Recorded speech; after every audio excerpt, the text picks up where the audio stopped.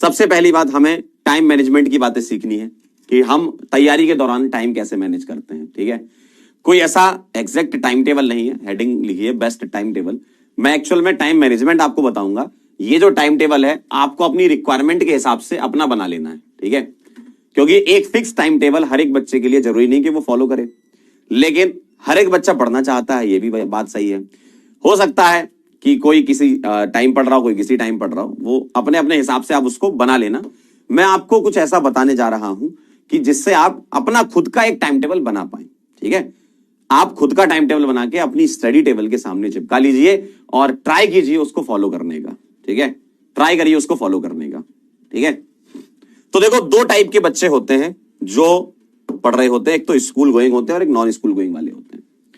तो पहले मैं बात कर लेता हूं, जो बच्चे स्कूल जा रहे हैं उनको कितना टाइम मिनिमम निकालना चाहिए। अपना मिनिमम कितना टाइम निकालना चाहिए? उनको कम से कम 7 घंटे की स्टडी निकालनी चाहिए। ठीक है, 7 घंटे की स्टडी उनकी होनी चाहिए स्कूल के अलावा।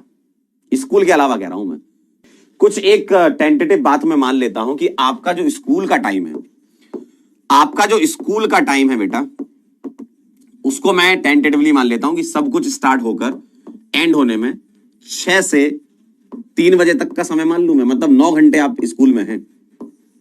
ठीक, 6 से 3 बजे तक का एक टाइम टेबल मैं मान लेता हूं कि स्कूल में लगभग आपको पूरे स्टार्ट से लेकर एंड तक, है ना, उठने से लेकर सब कुछ 3 बजे तक, मतलब 9 घंटे आप देते हो स्कूल के पूरा टाइम। ठीक है, अब अगर मैं आपसे एक बात कहूं कि इसके अलावा आपके पास जो मामला बचता है वो ये है कि भाई 3 बजे घर आते हो, कोई 3:15 आता होगा, कोई 3:30 आता होगा, है ना।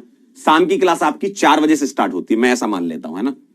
तो शाम की क्लास आपकी स्टार्ट होती है 4 to 8 PM। ठीक है, 1 घंटा तो आपका आने में, खाना खाने में और क्लासेस के लिए रेडी होने में, है ना, अपना लैपटॉप ओपन करने में या बैठने में, इतना आपको लग जाता है ना, सब कुछ मिला जुला के। तो 1 घंटा मैं आपको मान के चल रहा हूं कि एडिशनल यहां पर आप जो है वो अपने कामों के लिए दे रहे हो, खाना पीना के लिए। ठीक है, 4 से 8 बजे तक का जो समय है वो आप समय देते हो कोचिंग में, है ना, 4 से 8 बजे तक का टाइम। इसके अलावा आपके बचता क्या है ना, एकदम प्रैक्टिकल बात चल रही है। ये स्कूल में हो गया, 1 घंटे का टाइम आपका ये यूज हो गया, 4 से 8 बजे तक आपने पढ़ाई की, लेक्चर किए। जब भी आप लेक्चर अटेंड करो, ट्राई करो कि लेक्चर में ही सारे नोट्स बना लो, अलग से नोट्स बनाने का टाइम ना रहे, क्लास में ही आपके नोट्स बन जाने चाहिए। इसके अलावा आपके पास क्या रहता है? ठीक है, मान लो आप 8:30 बजे से बैठना चालू करते हो 12:30 बजे तक, या 12 बजे मान लो, है ना, 6 बजे तो आप उठोगे, 6 घंटे तो सो गए, है ना। तो 8:30 से 12 बजे तक का जो टाइम है, यही वो टाइम है जो आपको जो पढ़ा है उसको रिवाइज करने में देना है और डीपीपी सॉल्व करने में देना है ना। जो होमवर्क दिया जा रहा है टीचर्स के द्वारा क्लास में, उसको करना है। अब ये जो 8:30 से 12 बजे तक का टाइम है, इसको तुम स्लॉट वाइज डिवाइड कर सकते हो। 8:30 से 10 कर लिया, ठीक है, 10 से 11 कर लिया और 11 से 12 कर लिया। जो सब्जेक्ट आपका, आपके हिसाब से, फिजिक्स, केमिस्ट्री और मैथ्स में आपके हिसाब से जो सब्जेक्ट आपका थोड़ा सा टाइम टेकिंग लग रहा है आपको, उसको आप इस स्लॉट में रखो। ठीक है, कोई एक ही होता है सब्जेक्ट जिसमें आपको थोड़ी तकलीफ होती है समझने में, है ना, और वो सबके साथ, किसी को फिजिक्स में होती, किसी को केमिस्ट्री, किसी को मैथ में होता है, ऐसा है ना। तो आप उसको यहां पर रख दीजिए। ये आपका जो सब्जेक्ट है, जो आपको लग रहा है कि नहीं इसमें थोड़ा एफर्ट डालना पड़ता है। ठीक है, तो अगर मैं आपसे बात करूं, ये जो टाइम दिया जा रहा है, ये आप किसके लिए टाइम दे रहे हो? रिवीजन और डीपीपी के लिए, है ना। आप देखो, अगर आप क्लास में अच्छे से पढ़ते हो ना, क्लास में सारी चीजें ध्यान समझते हो, तो आप 20 मिनट से 25 मिनट तक आप क्विक रिवीजन कर सकते हो पूरे लेक्चर का, है ना। तो आप 2 पार्ट में इसको डिवाइड कर लो कि भाई हम इसका आधा हिस्सा, या मान लो इसमें से 25 मिनट हम उसमें दे दें और 35 मिनट हम डीपीपी में दे दें, है ना। तो यहां पर आपको इसको 2 पार्ट में डिवाइड करके क्विक रिवीजन और उसके बाद डीपीपी सॉल्व करनी होगी। ठीक है, क्विक रिवीजन कर लीजिए और डीपीपी सॉल्व कर लीजिए, या सर ने कोई होमवर्क दिया है तो वो होमवर्क कर लीजिए। ठीक, ये कहानी है। अब सर बाकी का समय का हम क्या करें? बाकी समय हम कैसे निकालें कि आपको कुछ और करना हो? बेटा स्कूल में अगर हम बात बताएं, स्कूल में अगर बात बताएं, एटलीस्ट आप 9 से 3 बजे तक 1 आध घंटा तो निकाल सकते हो स्कूल के अंदर। कई लोग जो स्कूल जाते हैं उनको पता है ना, कि वो कम से कम 1 घंटा निकाल सकते हैं। तो स्कूल के अंदर आप ट्राई करो कि 1 घंटे का कुछ ऐसा समय निकले जो वो चीजें आपकी कवर करा दे, है ना। जैसे आपने डीपीपी सॉल्व किया, मान लो डीपीपी हो पाई, होमवर्क के सवाल नहीं हो पाए, है ना, या होमवर्क आधा ही हो पाया, 4 सवाल बच गए, सर ने 8 दिए थे, या डीपीपी में 10-12 सवाल थे, उसमें से 5-6 ही कर पाए थे तुम यहां पर, उसके बाद तुम्हारे 2-4 रह गए थे, तो वो वहां निपटा लो, है ना। तो मतलब जब तुम नेक्स्ट डे 4 बजे क्लास में आओगे तो सारी चीजें कंप्लीट करके आओगे, सारी चीजें आपकी कंप्लीट हो चुकी होंगी, और इसी साइकिल को आप रिपीट कर सकते हो, इसी साइकिल को आप रिपीट कर सकते हो, ठीक है। स्कूल का काम तो बेटा देखो स्कूल में ही करना होगा, और वो तुम्हें करना ही होगा। अब आप बोलो सर अपने पास तो टाइम ही नहीं बच रहा है बाकी चीजों के लिए, आप खुद बताओ, आप खुद बताओ, मैंने कोई नॉन प्रैक्टिकल चीज लिखी है क्या? जीवन में जो प्रैक्टिकल चीज है वही लिखी है ना। 6 घंटे तो सोओगे ना मालिक, 6 घंटे तो सोओगे ना, 12 बजे सोना है, 6 बजे उठना है, स्कूल के लिए तैयार होना है, 3 बजे वापस आना है, 4 बजे से आपको ऑनलाइन क्लासेस अटेंड करनी है अपनी, 8 बजे क्लास खत्म होनी है, उसके बाद क्या बचा? खाओगे, आधा घंटा खाने का भी है ना, थोड़ा रिलैक्स करने का भी है, उसका करोगे क्या? यही तो करोगे ना 8:30 से 12 तक, है ना। तो ये आपको मैनेज करना होगा, स्कूल का काम स्कूल में करना होगा। देखो जिस एग्जाम की आप तैयारी कर रहे हो उसमें सिलेक्शन रेशियो कम होता है, और जितनी मेहनत आप अभी कर रहे हो, आप बोलोगे सर हमारी तो सारी चीजें छूट गई हैं, बेटा आप करना पड़ेगा, ये आपके पास अब वो टाइम नहीं है उतना कि यार आप सोचो कि मैं सब कुछ कर लूं, कि सर मैं तो इसमें जो है अपनी हॉबी भी कर लूं, अभी टाइम ही नहीं बचा ना। आप बताओ कैसे हो पाएगा? तो अभी क्या है, अभी एग्जाम का टाइम, मतलब आपका जो एग्जाम आने वाला उसकी तैयारी का टाइम है ये। और जब आप ये तैयारी के दौरान गुजरते हो ना, आप ये बहुत ही रिगरसली, ये कोई आसान शेड्यूल नहीं है, ये बहुत रिगरस शेड्यूल है, और इसको फॉलो करना ही होगा। इसके अलावा आपके पास ऑप्शन नहीं है, क्योंकि आपने सोचा, आपने चुना है कि मुझे इंजीनियर बनना है, मुझको आईआईटी में जाना है, मुझको एनआईटी में जाना है, या मुझे किसी अच्छे कॉलेज में जाना है, या आपने चुना है, तो आपको इस लेवल की मेहनत करनी होगी। इसके अलावा कुछ बचा नहीं है आपके पास, ठीक है। अब मैं आपको एक बात इसमें से कुछ निकाल देना चाहता हूं। क्या? मैं आपकी मदद यहां कर देता हूं, मैं आपकी हेल्प यहां कर रहा हूं। आप बोलो सर ये कुछ ज्यादा रिगरस दिख रहा है, तो इस चीज को थोड़ा सा और अच्छे से करते हैं। कैसे? स्कूल में आपकी अटेंडेंस मेरे ख्याल से 75% या 80% होती होगी, है ना, जहां तक मुझे लग रहा है मिनिमम अटेंडेंस एक होती है ना। तो आप कुछ दिन चुरा लो। कैसे बचा सकते हो वो दिन? आपके पास 7 दिन है ना, आपके पास 7 डेज हैं, जिसमें से एक दिन जो है वो संडे माना जाता है, सबको पता है ये। अब ये जो 6 दिन बचे, तो 6 दिन मत स्कूल जाओ। आप बोले सर आप तो स्कूल जाने से मना कर रहे हो। अब आपको पढ़ना है, कुछ समय निकालना है, तो थोड़ा चलना पड़ेगा ना। कोई हम टाइम खराब करने की थोड़ी कर रहे हैं, पढ़ने के लिए कर रहे हैं ना ये। तो 6 दिन में से एक दिन आप ऑफ ले लो, ठीक है। अगर स्कूल के मैनेजमेंट से बात हो जाती है तो बहुत अच्छी बात है, वरना आपको लेना होगा, है ना। एक दिन आप ऑफ ले लो, 5 दिन आपका स्कूल रहेगा। तो आपका जो बचा हुआ एक दिन है ना, इस एक दिन में आप कम से कम 12 घंटे निकालो, जो कि आपके, आप बोलते हो ना सर बैकलॉग हो गया था, सर हमारा कुछ पीछे क्लासेस का होमवर्क रह गया था, तो आपको ये एज अ बफर यूज करना है। 1 डे जो ऑफ ले रहे हो आप, उसको बफर की तरह। और आप खुद से सोच सकते हो कि अगर आप एक दिन ऑफ लोगे, ठीक है, 6 दिन में से, तो आपकी अटेंडेंस ऑटोमेटिकली 80% से ज्यादा है ना। मैथ्स वाले बच्चों कर सकते हो, अटेंडेंस आपकी ज्यादा है। तो ये जो 1 डे जो ऑफ लिया है, ठीक है, आपने जो 1 डे ऑफ लिया है ना, इसमें क्या कर सकते हो? आपने जो एक दिन ऑफ लिया है, इसमें क्या कर सकते हो? एटलीस्ट 12 घंटे तो निकालो आप, क्योंकि हमने ये ऑफ कोई मजे करने के लिए नहीं लिया है, ये हमने कुछ बैकलॉग या कुछ सवाल या कुछ कॉन्सेप्ट को रिवाइज करने के लिए लिया है ना। तो एटलीस्ट 12 आवर्स आप निकालिए, 12 घंटे आप निकालिए इसमें, कम से कम, मिनिमम कह रहा हूं मैं, कम से कम 12 घंटे आप निकालिए इसमें। इसमें आप अलग अलग स्लॉट बना सकते हैं, 3-3 घंटे के, 3+3+3+3, ठीक है, इस तरीके से आप स्लॉट बना लीजिए। इसको स्लॉट 1 बोल रहा हूं, इसको स्लॉट 2 कह रहा हूं, इसको स्लॉट 3 कह रहा हूं, और इसको स्लॉट 4 कह रहा हूं, ठीक। आपका पूरे हफ्ते में से जो भी दिन आपने चुना है, ये उसके प्रीवियस जितने भी दिन का कुछ ना कुछ रह गया, मान लो कहीं कुछ होमवर्क रह गया, मान लो स्लॉट 1 में आपने होमवर्क कर लिया कंप्लीट, डीपीपी कर ली, ठीक है, पीछे का रिवीजन कर लिया, स्लॉट 2 में आपने कुछ बैकलॉग था वो क्लियर कर लिया, है ना। स्लॉट 3 में आपने कुछ अच्छे एडवांस लेवल की प्रॉब्लम्स लगा लिए, ठीक है। स्लॉट 4 में आपके कुछ नोट्स मान लो कहीं कुछ रह गए थे कि कुछ शॉर्ट नोट्स आपको नहीं बन पाए थे, तो शॉर्ट नोट्स आप इसमें बना लीजिए, है ना। ये आप वेरियस चीजें कर सकते हैं, और ये स्लॉट आप वेरी भी कर सकते हो सकता है किसी के नोट्स बन चुके हो तो आप इन दोनों स्लॉट में एडवांस के सवाल लगा लो। आपका मान लो एडवांस के सवाल आप शुरुआत में करना चाहते हो तो दूसरे स्लॉट में बैकलॉग या पीछे का रिवीजन कर लो, मतलब वो आप अपने हिसाब से मैनेज कर लो, है ना। कम से कम आप ये निकाल सकते हो 3 + 3 + 3 + 3 इतना निकाल लो आप, ठीक है। अगर मैं ये भी मान के चलता हूं कि आप 8 घंटे सो रहे हो, ठीक, तो आपको ये जो 12 घंटे निकालना है ये 16 घंटे में से निकालना है ना। अगर आप 8 घंटे सो रहे हो तो भी मैं ये मान के चलता हूं कि भाई 12 घंटे आप आराम से निकाल सकते हो आउट ऑफ 16 आवर्स, है ना। ये उस दिन की बात है कि जिस दिन आपका ऑफ था, जिस दिन आपका ऑफ था। और अब जो स्कूल नहीं जा रहे हैं वो क्या करेंगे, जो बच्चे यहां एक दिन करते थे वो उनको डेली करना होगा, उनको उस चीज का फायदा है, जो नहीं जा रहे हैं, है ना। तो यहां जो एक दिन जो ऑफर था ना आपका,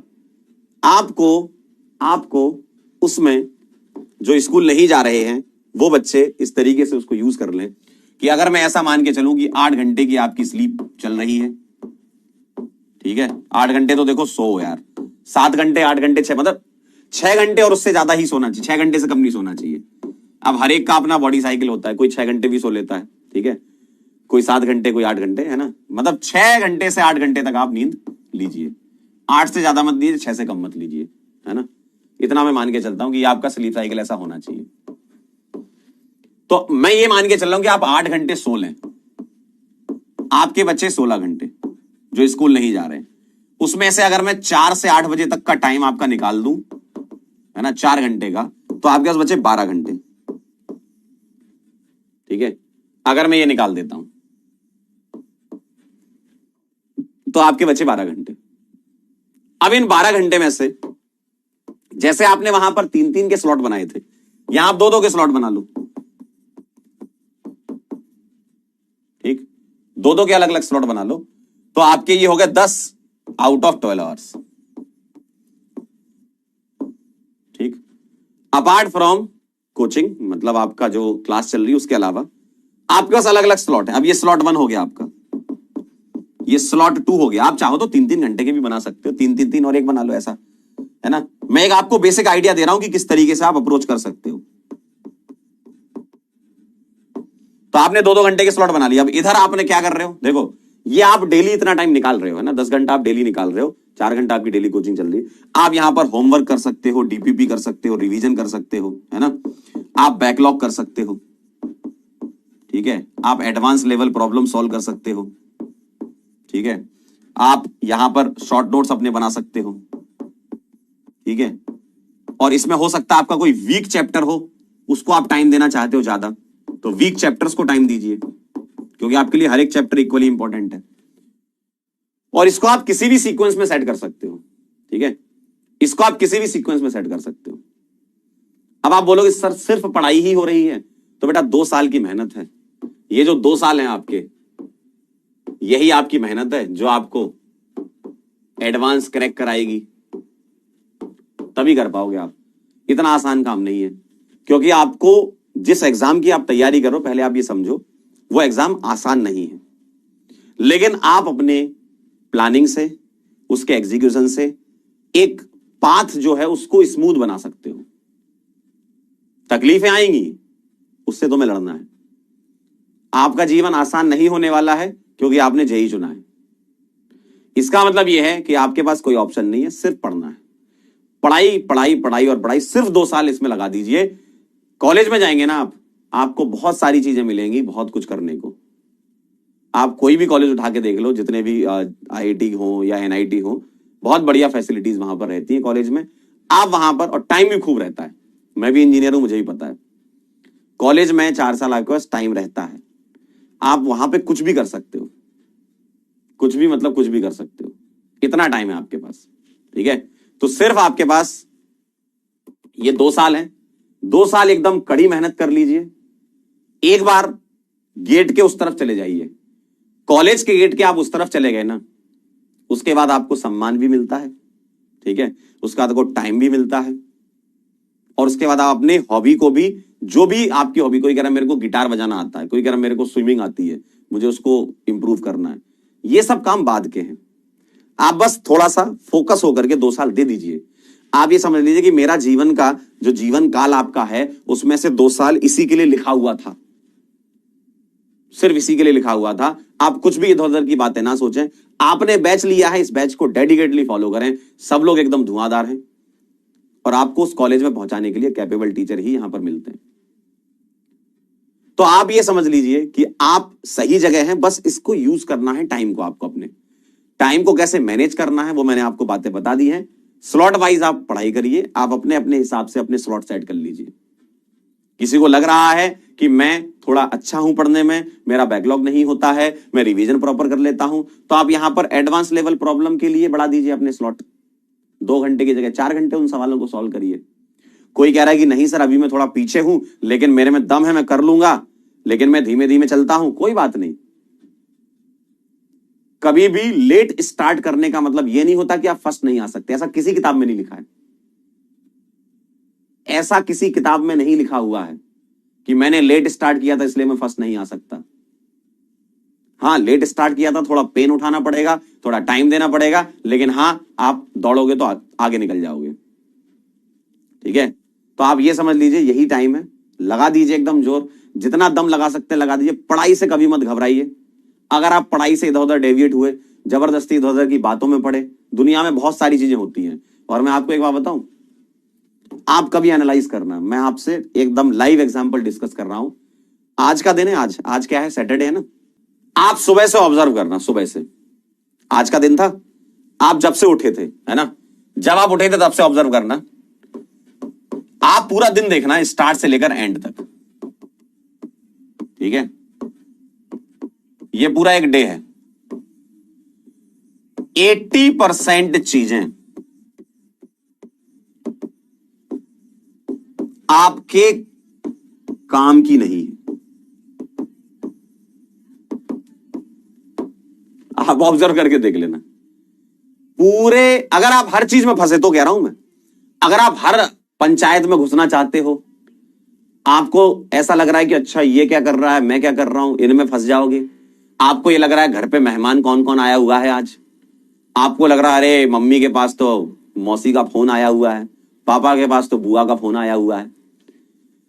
मैं सही बता रहा हूं, आपके करियर में और उस गोल को अचीव करने में अगर आप अपना पूरा दिन एक दोगे ना, एक दिन 80% चीजें आपकी काम की नहीं है। इनसे बचना है, इनसे बचना है, यह ध्यान रखिए। अब दूसरा ज्ञान सुनिए मेरा। अगर आप बिना ओवर थिंकिंग के, ठीक है, बिना डिस्ट्रैक्शन के चीजों को करना चाहते हैं ना, तो सबसे जरूरी काम उठने के बाद करो। आपके जीवन का जो भी जरूरी काम है, और जरूरी पढ़ाई है ना, अब उस पढ़ाई के अंदर क्या जरूरी है, फिजिक्स जरूरी है तुम्हारे लिए, केमिस्ट्री है या मैथ है या जिसमें तकलीफ आ रही है वो, तो उन चीजों को सबसे पहले सुबह सुबह निपटाओ। एक बहुत बड़ा बर्डन लेकर के आप अगर दिन भर बैठोगे, कई बार हमको लगता है कि यार इसको कर लेंगे, करते हैं, अभी तो 12 ही बजा है, अभी तो 1 ही बजा है, 2 बजा है, शाम को करेंगे, 4 बजे करेंगे, 6:30 बजे करेंगे, 8 बजे करेंगे, और तब तक अगर नहीं होता है ना, तो आप दिमाग को जबरदस्ती अनरेस्ट में लाते हो। फिर आपकी ओवर थिंकिंग चालू होती है, फिर आपका डिस्ट्रैक्शन चालू होता है, फिर दिमाग अपने आप को समझाने के लिए आसान रास्ते ढूंढता है, फिर आप टाइम खराब कर देते हो। यही तो नहीं करना है। अगर आप प्लानिंग और उसका एग्जीक्यूशन प्रॉपर कर पा रहे हो ना, भाई आपसे बेहतर इंसान कोई नहीं है। पेपर में चाहे कुछ भी हो, लेकिन अभी से अगर आपकी आदत बन गई ना, क्लास 11th में अगर कोई बच्चा प्लान कर ले और उसको एग्जीक्यूट कर दे, भाई साहब वो बहुत आगे जाएगा जीवन में। क्योंकि आपके अंदर एक हैबिट बिल्ड हो रही ना, आपकी आदतें ही तो आपका करियर आगे बताएंगे कैसे जाओगे। कई लोग आलसी होते हैं, बहुत अच्छी अच्छी जगह उनकी जॉब लग जाती है। IIT से ग्रेजुएट बच्चे, NIT से ग्रेजुएट बच्चे अच्छी जगह पहुंच जाते हैं, क्योंकि इनिशियल प्लेसमेंट आसान होता है। लेकिन क्या पता चलता है, अंदर जाके वो काम ही नहीं कर रहे हैं। क्यों? क्योंकि उनको आलसीपना बैठ गया था। जब पढ़ते थे तब तो अच्छा था, तब तो बढ़िया मेहनत करके वहां पहुंच गए उन कॉलेजेस में, लेकिन उसके बाद कुछ नहीं करा। तो ये चीजें अभी से आपके अंदर बिल्ड होनी चाहिए, प्लानिंग और एग्जीक्यूशन। तभी आप आगे बढ़ोगे, है ना? ठीक है जी। जिम, फुटबॉल, बेटा आप ये सब चीजें तो देखो, अगर आप इनमें से टाइम निकाल पाओ तो निकाल लो। मैंने तो आपको पढ़ने का टाइम बता दिया, अगर आप इसमें से निकाल पा रहे हो तो आप अपने हिसाब से निकाल लीजिए, है ना?